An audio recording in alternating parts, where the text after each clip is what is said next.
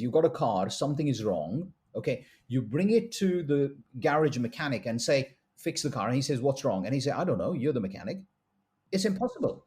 So you need to say you're driving it, and you know what? Every so often, the wheel is locking, or there is a bit of a bump, or the car is smoking, or something of that particular sort. So you need to know exactly what the problem is. And usually, this is my personal opinion, that with human beings, we don't understand what our positives and negatives are. And if I don't know what my positives and negatives are, how am I going to repair myself? How am I going to understand myself?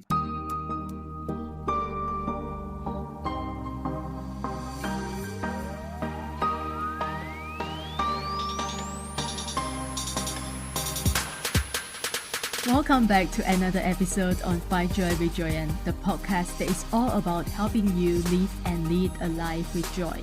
I'm your host, Joyan Chan, and every Wednesday we are giving you access to the world's best and brightest minds in their fields on our show. Listen in as these leaders impart their wisdom, inspiration, and stories to empower you to live joyfully with intention, passion, and purpose, and celebrate the struggles and overcome the challenges we may face each day with the tools and insights that we are going to share with you. Whether you are looking to improve your relationship, find your passion, learn how to embrace the present moment, deepen your spiritual connections, or learn the magic of manifestation and law of attraction to attract more abundance, this podcast is here to guide you every step of the way. As your host, I am also challenging myself to dig deeper to learn and unlearn and ride along with you. We are not here to tell you how to live your life because it is your life. But this life is all that we have right now. So my friend, why not live our life to the fullest? So I hope these conversations and stories will guide and inspire you to live your life to your highest potential and a life that you are proud of as you continue to grow and evolve in your own journey. So if you are ready to start living a more passionate, purposeful, and joyful life, join us every Wednesday on Find Joy with Joyan for inspirational stories, powerful message, fun conversations, and empowering thoughts with me and my special guests and friends. And now, without further ado, let's dive into today's episode. Joining us today is a surgeon and NHS clinical entrepreneur and a wellness coach with extensive knowledge helping people better their life. He's passionate for helping others shines through in his work to improve the health and wellness of entrepreneurs, professionals, and healthcare workers. Through writing, he hopes to reach more people around the globe and offer them powerful tools to take their physical and mental health into their own hands. Empowering others is a lifelong goal and one he's proud to be living every day. He currently resides in Birmingham in the UK and is married to his beloved wife. They have two accomplished children they are fiercely proud of, and he's here today to help you live a better, healthier, fuller, and happier life one day at a time. So, ladies and gentlemen, help me in welcoming Dr. Kirti Moholkar. Hi, Dr. Kirti, welcome to the show. Greetings. Thank you very much for having me, Joy. Thank you. Thank you. Yeah, people call me Joy if you want to. That is easier for most people. And I'm really happy to have you on our show today to talk about burnout and how to find fulfillment in life and in our career. And I want to start with your book because that is basically the focus for our conversation today. So your book, Prevent Burnout and Find Fulfillment, I want to know what inspired you to write this book. So, yeah, very good question. In fact, am a surgeon of about 30 years of experience since I became a doctor. I have done this work, and I've kind of helped people in my profession as well as some others who at some time in their life suffer with issues like stress and burnout and things like that. So I've been doing this work for almost about 20 years on a fairly kind of pro bono basis. And it was during the COVID time that we had a huge amount of stress and the world was kind of, virtually turning upside down. That was the time that I also met a few more colleagues. And in fact, the incidence of burnout at that particular time had risen significantly. So I've got a gift, I think, a God's given gift of having empathy, and I stress very less. And I think I have been able to kind of help the colleagues. And I thought, if I was to live on this face of this earth for another, say, 20, 30 years, I may be able to help another maybe 100 people, 200 people. If I was to write my book, and if I was to pass my kind of message slightly wider, and if I was able to help another 1,000 or 2,000 or 5,000, great. I mean, that would be life accomplished. So yeah, the purpose of writing the book was to spread the message far and wide, because burnout or stress related to our kind of occupation or profession is unfortunately very common, much more commoner than what we think it is. And you write this book specifically for healthcare workers and medical professionals. Why do medics not report burnout? Why is Okay. that? So two parts or to your question. The first one is, it is not specifically just for healthcare professionals. It's basically for everybody who is uh, working in the front facing occupation. So something like, of course, healthcare professionals, but lawyers, police people, teachers, other professionals, entrepreneurs, all of us who virtually face the humans on a day-to-day basis. Burnout is faced by them. So my book is not specifically just for healthcare professionals, though I'm a healthcare professional and my experience is in that particular field. But I've helped other professionals in the field that I've mentioned. Why do medics not report burnout? I don't know is the honest answer, but the guess is that, being healthcare professionals, we think that we know ourselves very, very well. And you know what? So wrong we are. I feel we are very, very able and trained to help everybody else who comes in our contact. But the trouble is, when it comes to ourselves, we give very little time to us, and hence we don't understand us. So we would be able to help the others who come in contact with us, but then who cares for us, who looks after us? I don't think that comes to us until the situation is far complex and advanced, which is the reason why, I mean, the statistic in the US is that virtually one healthcare professional, physician, doctor, is committing suicide, one per day. And that's a staggering figure. Yes, that is a staggering figure. And that usually happens. And again, this comes about in the society, in the press, that people who unfortunately do succumb to this ghastly condition, or they take their own lives. These are people who appear to be completely normal, and they have never reported burnout, they've never reported stress. So my plea is that anybody who is in this particular profession just needs to kind of have a health check. Look, we drive cars, and we get our car checked out, what, once a year, twice a year, three times a year? What about us human beings? We are a human body. We do need to kind of look after us as well. So I think, what my feeling is, that everybody needs to kind of, just basically look inwards and try to help ourselves. When we fly, the air hostess or the hostess, these guys say basically, put on your mask yourself first before you're trying to help your child. It's the same thing in the healthcare profession as well.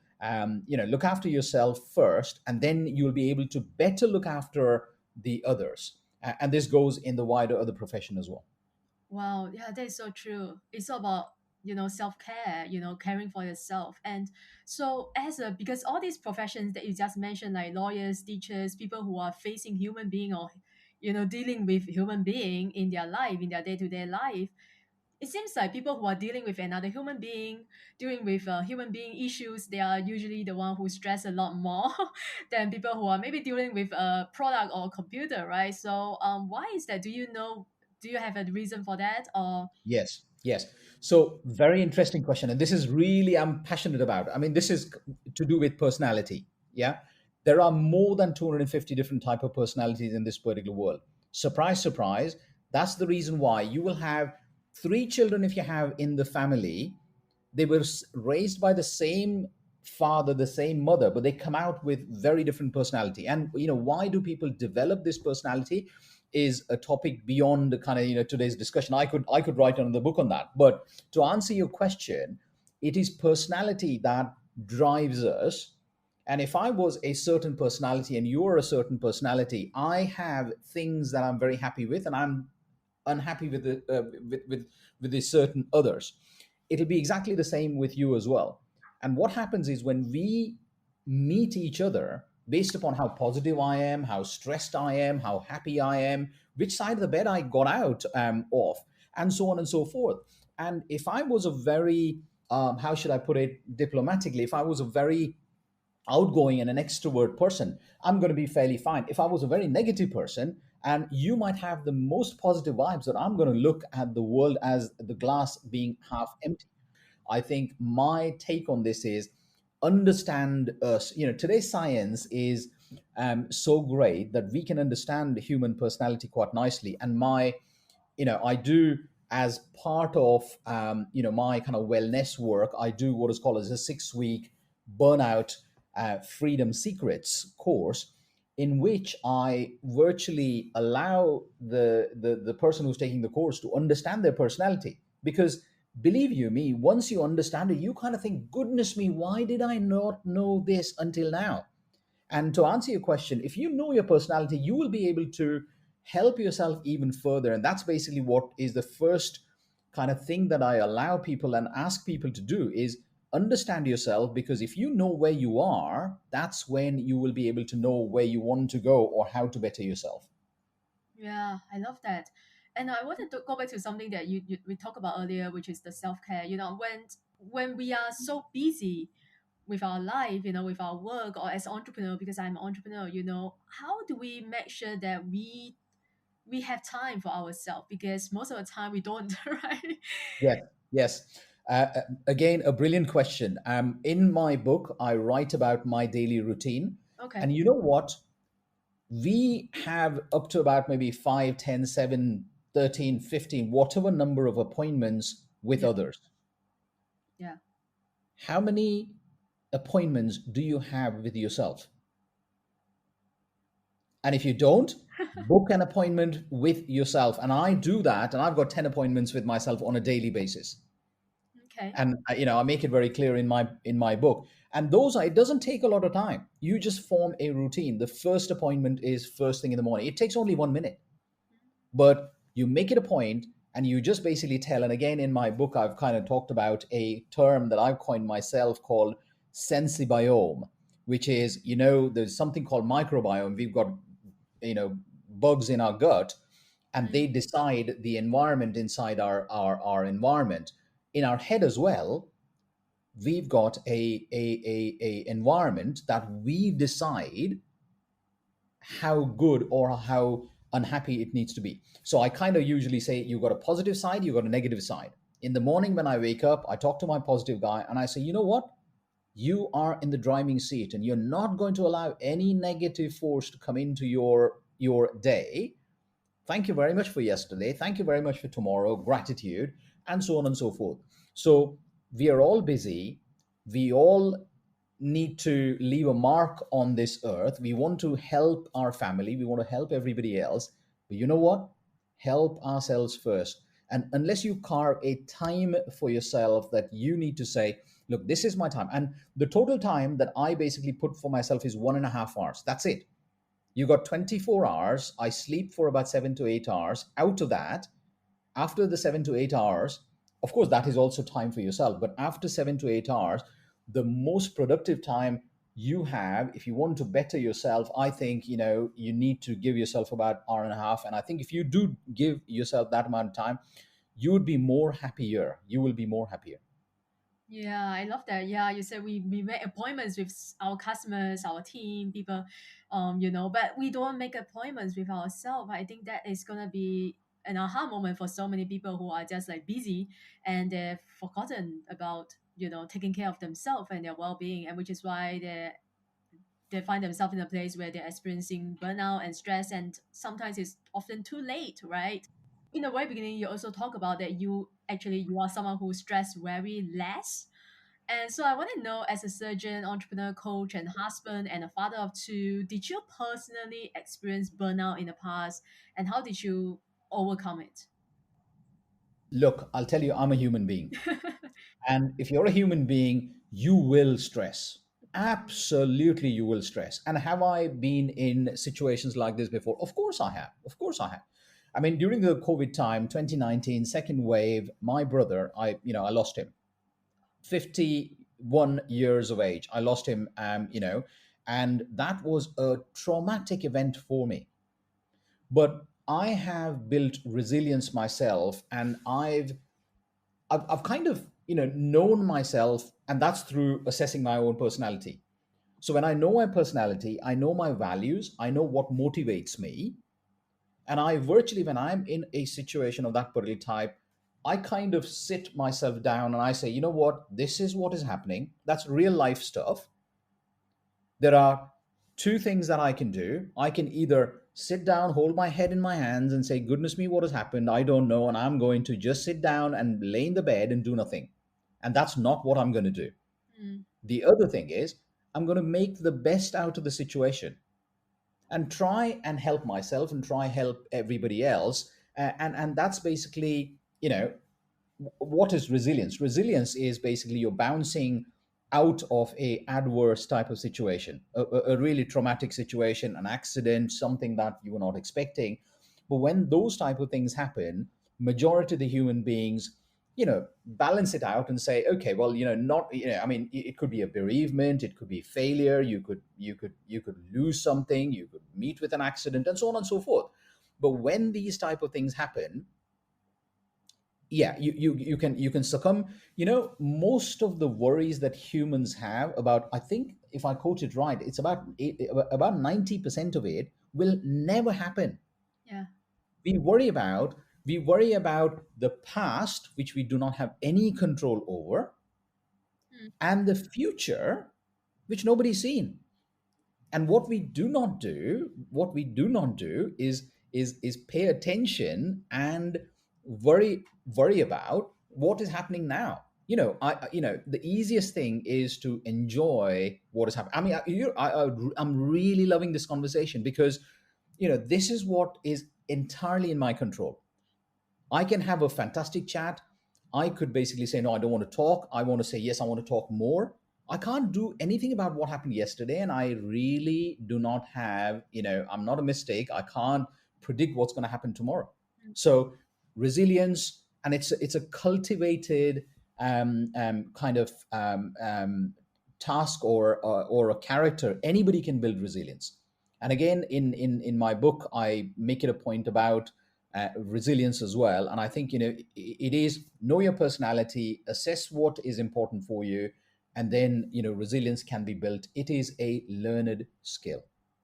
Okay, just could you share? Of course, I will ask people to go and buy the book, but could you share just one, two, or maybe one tip of how do we build resilience in our day to day life? If you could have, a tip for that, I think that would be Yeah. helpful.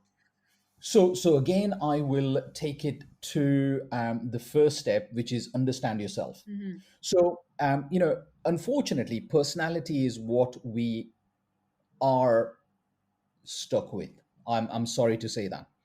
And it is said, by the age of about 3 to 7, based upon which philosophy, which science you read, our personalities are usually set by about 7, maximum 10 years of age. Now, unfortunately, and I use the personality assessment technique called DISC. So there are 4 different characters, and if, say, for argument's sake, if I was a D, which is a bossy boots, if I say my way or highway, okay, if I was that particular type, you know what? I'm going to be a very result-driven person, but how many people are going to like me? Not too many. Mm, Now I need to know that. Now if I want to be a results achiever, but I'm not making any friends, I'm having loads of enemies, I'm not going to be very happy. So what I would say is, if I know that this is what I am, but I'm a good human being. You know what? Everybody on the face of this earth is innately a fantastic human being. I think it's the circumstances, not knowing what's happening, worrying about it too much, and so on and so forth, gives us the result. So what I say is assess who you are. Mhm. You know that this is what you are like, and this is what you want to go, achieve. You know that there are some things that you can't. So, say if I say if I was a bossy boots, and I'm not, okay, I'm happy to share that. So, if I was a bossy boots, and if I felt that I have to achieve the results as much as possible, and I'm not making too many friends, I could just cultivate a skill called listening, a skill called empathy, a skill called communication. And I could just basically say, if I was to develop these skills, I am a results achiever. I can't change that. But in the meantime, I can harness those characters and build my personality even more. You know what people, I don't think the real kind of bossy people are hated, but you can definitely develop this skill and make your life as well as some everybody else's life slightly better than what you can. Mm. So understand who you are. That's the cardinal principle. And then you can manipulate. Say for argument's sake, one example is you got a car, something is wrong. Okay. You bring it to the garage mechanic and say, fix the car. And he says, what's wrong? And he say, I don't know. You're the mechanic. Yeah. It's impossible. So you need to say you're driving it, and you know what? Every so often, the wheel is locking, or there is a bit of a bump, or the car is smoking, or something of that particular sort. So you need to know exactly what the problem is. And usually, this is my personal opinion, that with human beings, we don't understand what our positives and negatives are. And if I don't know what my positives and negatives are, how am I going to repair myself? How am I going to understand myself? Awareness, Mm. both internal and external, is extremely important. So if I'm not aware of my inner awareness of how I am, what are my negative traits, what are my positive traits, how can I so I'm a doctor. I fiercely love what I do. And I'm a very straight talker. And when I see a patient, and when they ask me something, I just give them a straight answer. You know what? People love honesty. They absolutely love honesty. Now, I know that I'm an empathetic person. I know that I'm doing the right thing. And if somebody asks me a question, I give them a honest and straight answer. I know myself. I know I'm good inside me, and I know that I'm helping people. Why am I worried about? You know what I mean? So what I'm kind of trying to do is I understood myself. So say for argument's sake, if I was I'm this if say for argument's sake in the healthcare profession, if I was a very curt or very rude guy, and if I was talking to people in a very rude manner, people won't like me. I won't have a practice. Mm. So if that was to be the case, I need to tone myself down. I'm not saying I'm that, but what I'm kind of saying is assess yourself. The second person, I mean, quite a few times, there is also a saying that we don't like opinions, we don't like people to criticize us. Yeah. But there are several times it is a good human skill to have constructive criticisms. Mm. It's important because that's how we learn. Of course, we don't need to live our life based upon what people think of us. That's not what this is all about. But if I mean, my dad used to say that, what, if five people are saying something bad about you, Yeah. you need to listen. You can't say my way or highway, because at the end of the day you might be left alone.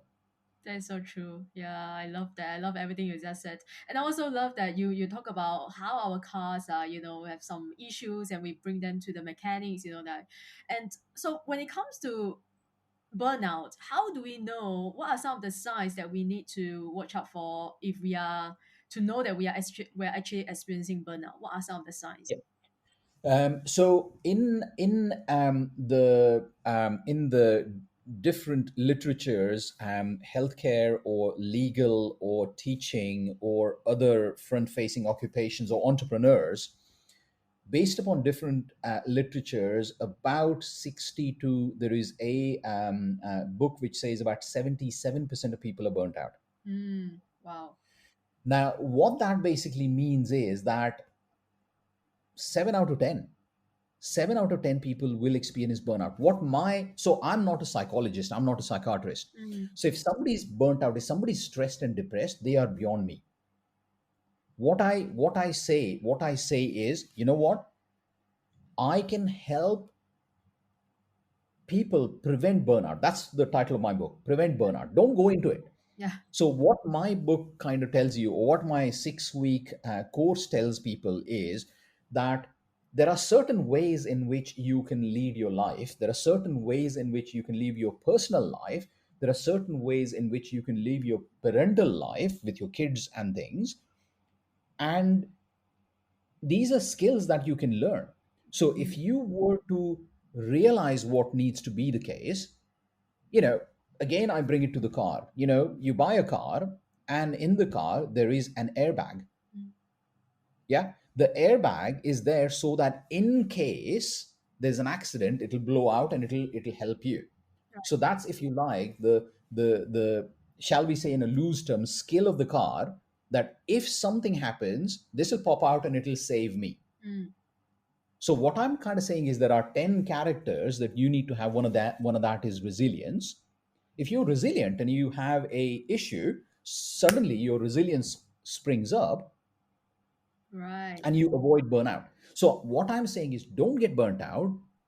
Have those characters built in your personality, and if you have that, it is very, very difficult to get burnt out. I mean, everybody gets stressed. One of your questions was, do you get, of course I do get stressed. I raised two beautiful children, and while raising children, I've got a third child who's a furry friend, my doggy. He is fantastic. He doesn't trouble me, he doesn't ask for anything, he doesn't stress me. But the life is such that, yeah, everybody will be stressed. But if you have these type of characters inbuilt into your personality, it becomes relatively easy to spring back from adversity, which is basically called resilience. And it is a learned skill. I keep talking. I feel there are some people. I mean, the other day I was doing an operation, and the situation was slightly stressful because one of the instrument was not working in the right fashion. And I just basically coolly, I said, look, replace it, let's do this, let's do that, so on and so forth. And we had a fantastic outcome. And the nurse came out and she said, Mr. Moholkar, surgeons in the UK are called Mr. rather than Doctor. So she said, Mr. Moholkar, I thought you would really lose your head because the instrument was not working, the second one was not working, and so on and so forth. And I said, look, yeah, I mean, I could have done that, but what would have I achieved by doing that? I mean, all I did was patiently waited for what, maybe about 3, maybe 4, maybe 5 minutes, and everything was sorted out. I didn't stress myself. I didn't stress my nurse, who's doing her level best. And finally, I've got the responsibility of looking after my patient. So if I was to get stressed, I'm not helping myself, I'm not helping the nurse who's trying to help me, and at the end, I'm not helping my patient who's trusted his or her life with me. So yeah, there's absolutely no point in kind of stressing and making life miserable. Yeah, that's so true. So what are the things that people usually do? What are the common mistakes, I would say, that people do to make things even worse, like addictions, like drinking, smoking, things like that, you Yeah. know? Yeah. So if you stress too much, and again, this is seen in the burnt out population, that they will have bad relationships, Mm-hmm. they will have drinking problems, drugs. They probably will go away from their work, and they become, the thing is called depersonalization. So you're virtually so detached from the reality that you start to hate. So in the morning when I wake up, if I was to say, oh goodness me, this is another day, I don't want to go to work. Mm. If something of that particular sort happens, that's a very big alarm bell ringing. That's a very big alarm bell ring. If you feel tired all the time, if you feel tired all the time, now, every day, if you're kind of working really hard and you get tired and you basically rest adequately and wake up in the morning and everything is fine, that's a different story. So either you're kind of, you're very cynical at work, you're detaching yourself, you're not socializing, you're fighting with people, you're becoming rude, you're comparing yourself to everybody else. That's the worst trait, I think. Like in again, in my book, I refer to that particular fact of comparing people. I mean, say for argument's sake, there's a lawyer who basically starts his practice, and he kind of says, goodness me, I've started my chamber, but the next door chamber is much bigger than me. When am I going to reach his particular level? Ah, that's the worst thing one can do. The better thing can be is, what, that lawyer has a fantastic practice. Why does he have that practice? His practice is good because he's a patient listener. He doesn't snap. He really helps. You know what? I want to hone that skill. Mm, And you know what? I'm a competitive individual. I will make that skill even better in myself. And you know what? If you do that, your practice would be better than the next door neighbor. yeah. So that would be a better way to get the skill that you want to get, rather than kind of being jealous of. And I do say that with a significant amount of conviction. Jealousy is something that, unfortunately, human beings have. And that's kind of a reflection of, shall I say, if you're not confident, if you don't have, faith in yourself, that's basically when, things like jealousy come out, as compared to, or you start to basically compare people. You start comparing yourself to somebody else. Oh, he has a better car than me. He has a better, house than me. He's got a better post than me. He's liked by somebody else more than me. Again, that's a waste of time. That's a waste of time. I think, learning from, take again another. This is what my mum used to say. Take a good leaf out of everybody's book.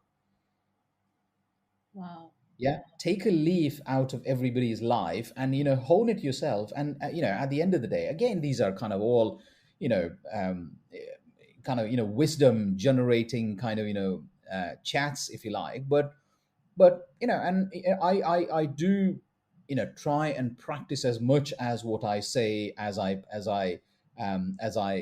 talk, as well as I've said in the book. And I'm kind of still learning. I'm still learning. And this is kind of, I mean, the day when you say, you know what, I've accomplished everything and I've learned everything and there's nothing more to learn, I think that's very close to the end of you, isn't it? Yeah, yeah, yeah. Because we are always learning, we are always growing as human being, right? And thank you so much for that and all your wisdom. And the last thing that I will talk to you about is about finding fulfillment. Because I see so many people, they are spending so much time working and just working, and they are not even fulfilled at the end of the day, or they are miserable, or they are depressed, and because I know that is also one of the things that you emphasize a lot on in your book. So can you elaborate on how we can identify and pursue activities that really bring us a sense of purpose and meaning and fulfillment in our life and career? So a question I would like to ask you, and in fact ask the listeners, is: do you know what is the richest place on this planet? The richest place on this planet is the graveyard. Mm, And why is it rich? Because there are plenty of dreams that have been buried. They never came to life. yeah. So, I feel you have to dream big. Dream big so that when you dream it, you say, goodness me, have I lost my mind? How am I looking at that? My kids, that's exactly what I said. If you dream, of course, they need to be realistic. If they say, you know what, I want to go to the moon and buy a candy, that's not going to happen. So you need to be realistic, but you need to dream big, and you need to respect what you want, and go for it yourself. You need to be free. You need to be free, and you need to have self-confidence. For fulfillment, it is important to assess what success is. Success is not financial success. Success is not just achieving a job. It's basically a continuum. You need to, and success is, today I want this, tomorrow I get it, my aspiration will increase to something else. So success is never, I've achieved it, I'm successful. It's basically a continuum. So again, people may be very, very prosperous and rich, but inside themselves, they'll be very unhappy. And that usually happens because, either they don't have a purpose, they don't know what they are fighting for. There are four or five human needs. There's certainty, there is love, there is confidence. Most of the human needs are such that every person will need something or the other in it. And if you don't know your purpose, if you don't know your why, which is what Simon Sinek says, that It's extremely important to identify that, and that can be very nicely crafted by the first step of my kind of course, which is basically know yourself. So what happens then is that you know your personality, you know your values, you know what motivates you, and that basically defines what you want to do and where you want to go to. So I kind of virtually say, you know what, take this course and you will basically find a version 2 of yourself. So fulfillment is assess yourself. If you want to change things, pivot. Changes are always quite difficult. Again, it's a learned skill.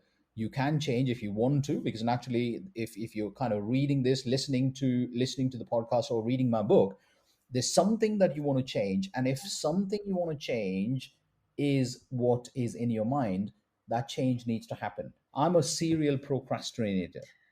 I used to kind of sit on it for dog's number of years.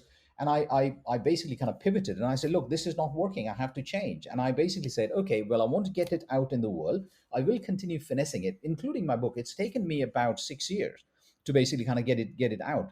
So I've honed it and I've skilled it and I've edited it and I've rewritten it and so on and so forth. So, I mean, I'm learning and so is everybody else. And I think the most important thing to achieve fulfillment, I'll kind of, say in a succinct fashion, is, you know, enjoy it. Passion is important. If you work to work for your passion, work doesn't remain work, it becomes love. In healthcare, I love absolutely what I do. When I kind of develop this kind of passion for coaching, I really love it. I'm kind of really liking this conversation. If I am with somebody, and I do kind of one-to-one coaching as well, because in the healthcare space some people don't want to be with in a group kind of situation as Mhm. such. And when I kind of talk to them,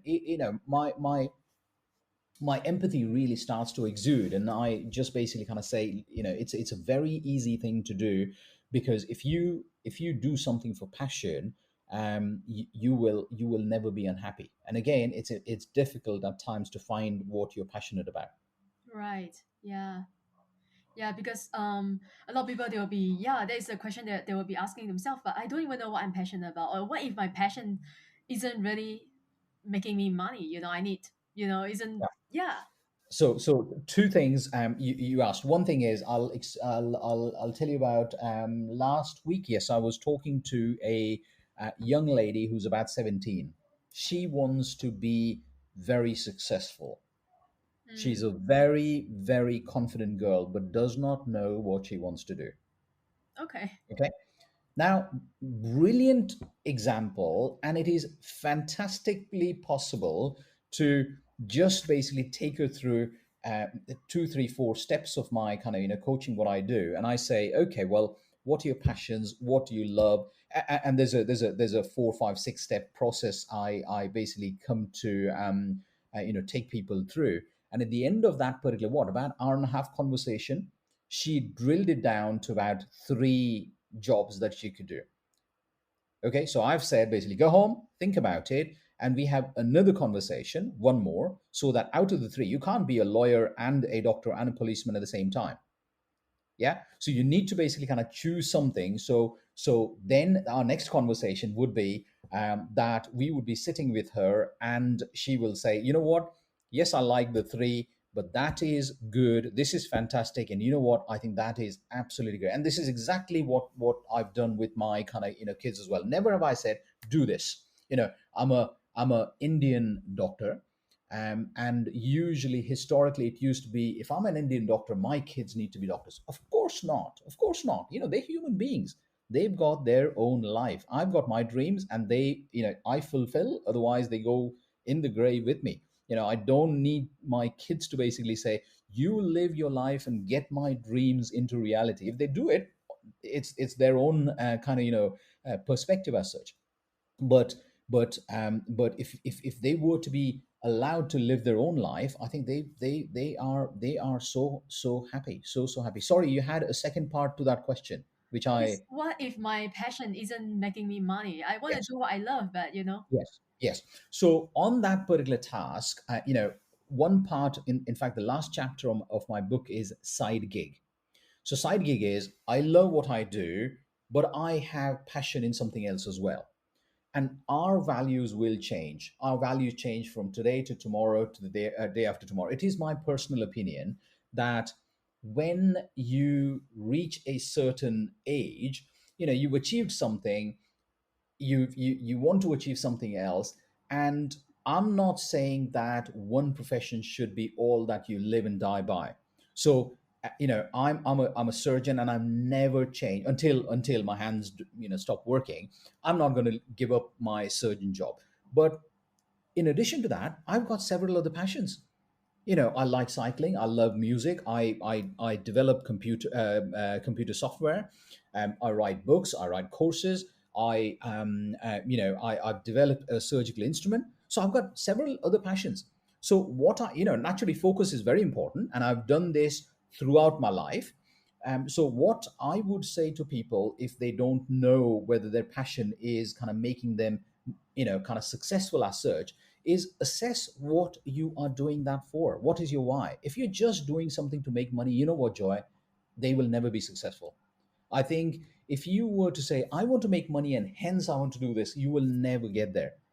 Instead, give you an example. So, say for argument's sake, a mechanic basically says, you know what, I want to run the shop only to make money. But the guy just basically does not do a very good job at all. As compared to, he says, you know what, I'm a very skilled mechanic. If somebody comes to me, I am really going to blow them off with the service that I offer. That I'll be simple, because when the car is broken down, I'm not very happy saying, you know what, mechanic, very happy I am. My car is broken down. Can you fix it? I'm sitting here and sipping a cup of coffee. No, I'm stressed out. So, and I do have, the reason I bring it up is, I have a mechanic. When I go in there, the first thing he says, how's your day? Yeah, it completely, allays my anxiety. He says, you know what, have a seat. Let me check out what's happening with the car. And then he basically gets on with his job. And never have I had this particular problem of, goodness me, he doesn't know what is happening and I'm going to take it to a different kind of place as it. So all in all, it is, the purpose is extremely important. If I know what my purpose is, so that car mechanic's purpose is that he is providing a fantastic service. Is he doing a good job? Of course he's doing a good job. Now, what is happening as a byproduct? He's a real busy guy. Right. his Yeah. his business is very successful. Is he monetarily happy? I'm sure he is happy. I'm sure he's happy. He's not the cheapest of the guy to get your car repaired, but people know that he's a guy who's a very good guy to talk to. He will sort you out completely. He will never rip you off. He will not do things that your car doesn't need. Yeah. Those type of things. So, have your purpose, help people, and I think whatever you're trying to do will kind of work out at the end. Yeah. It's so true because money is always a byproduct. Money shouldn't Absolutely. be the motivation, right? Yeah.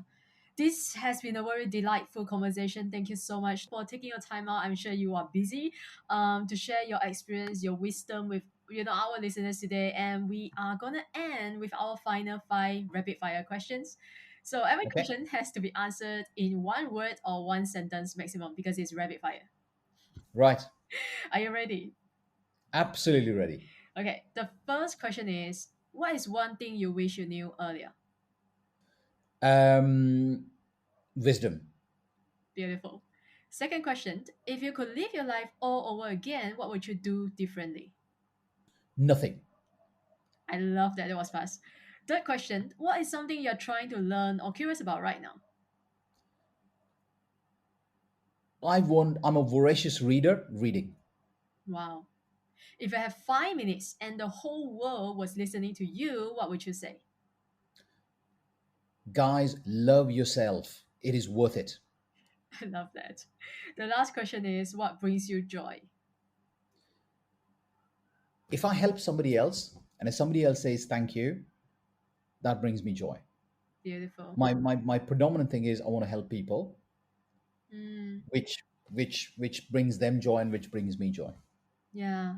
Thank you so much. And I now tell my listeners where they can find you online if they want to get to know you more or get the book.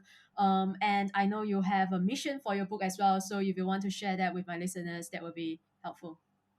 Yes, so my website is called fulfilledcareers.com. Mm, So the link would be available at the bottom of the podcast. yep. um, I'm kind of running a charity drive again. When the book is going to be released, it'll be released next week, and we are doing a drive for the first. I think it is going to be 2 weeks, is what my publisher says.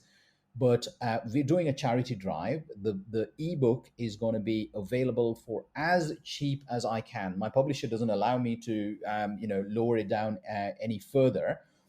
So it'll be for the cheapest price that I can put it up. And the proceeds during the launch week or 2 weeks time are all going to go to charity. I'm launching this book internationally. My intention is that as many people read as possible. I'll share one example. One of the editors, the professional editors that I basically used to edit my book, kind of said, you know what, I'm going to gift this to my doctor, because I know the poor soul is working so hard, and I think he may be burnt out, but he doesn't think he is. I'm just going to give this book to somebody. And I feel we healthcare professionals do not think that we are stressed. You know what? When 70% or 50% or 40%, whichever literature you look at, if those many people are burnt out, you know what? I think they will at least learn one thing from that particular book. And if the book is at a dirt throwaway cheap price, Yeah. do charity. This is not going to be in my kind of pocket as such. It'll be all donated to charity. It'll be available on Amazon, and the link will be available on my website, fulfilledcareers.com. All right. Yeah, thank you so much for doing that. I'm gonna get a book for sure, and I'm gonna think who in my life are healthcare professionals or who people who are experiencing burnout and they don't think they are experiencing burnout. I'm gonna give the book to them as a gift. And thank you so much for again for your time and your wisdom today. And guys, I hope you'll find today's episode extremely helpful and go get this book. You can discover more tips and insights on overcoming burnout and finding fulfillment in your career and your life. You will find all the links in the show note below, and follow me at Joyan.Chan on Instagram if you haven't followed me already, and if you haven't subscribed yet, hit the subscribe button so you never miss another episode coming every Wednesday. And I will always leave you the same way as I leave you with every other episode. Show up, the world needs you and you need you. Thanks for listening, and I wish you all a joyful and amazing day ahead.